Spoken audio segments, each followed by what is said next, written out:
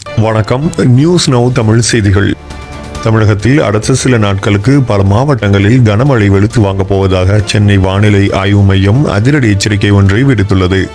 வங்கக்கடலில் நிலவி வரும் வளிமண்டல காற்று சுழற்சி காரணமாக எந்தெந்த மாவட்டங்களுக்கு கனமழை எச்சரிக்கை விடுக்கப்பட்டுள்ளது, பள்ளி கல்லூரிக்கு விடுமுறை அறிவிக்க வாய்ப்புள்ளதா, முழுமையான வானிலை அறிக்கையை இப்போது விரிவாக பார்க்கலாம். சென்னை வானிலை ஆய்வு மையம் வெளியிட்டுள்ள தற்போதைய முக்கிய அறிவிப்பின்படி மத்திய மேற்கு வங்கக்கடல் பகுதியில் இருந்து கேரளா கடலோர பகுதிகள் வரை சுமார் 3.1 கிலோமீட்டர் உயரத்தில் ஒரு வளிமண்டல காற்றழுத்த தாழ்வு பாதை நிலவி வருகிறது.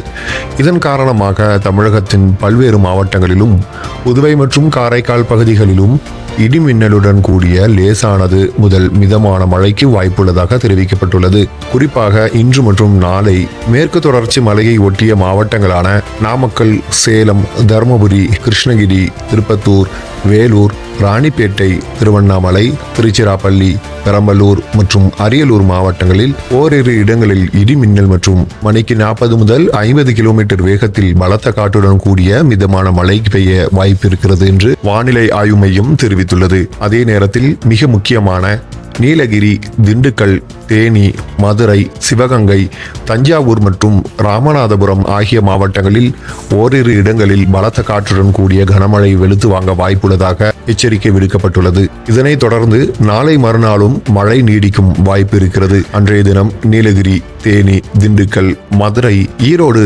நாமக்கல், கரூர், திருச்சி, புதுக்கோட்டை, சிவகங்கை, அரியலூர் மற்றும் பெரம்பலூர் மாவட்டங்களில் ஓரிரு இடங்களில் பலத்த காற்றுடன் கூடிய கனமழைக்கு வாய்ப்புள்ளது. ஜூன் 19 முதல் 22ஆம் தேதி வரை டெல்டா மாவட்டங்கள், வட தமிழக மாவட்டங்கள் மற்றும் தெற்கு கடலோர தமிழக பகுதிகளில் லேசான முதல் மிதமான மழை தொடர வாய்ப்புள்ளது. சென்னை மற்றும் புறநகர் பகுதிகளை பொறுத்தவரை அடுத்த 24 மணி நேரத்திற்கு வானம் ஓரளவு மேகமூட்டத்துடன் காணப்படும்.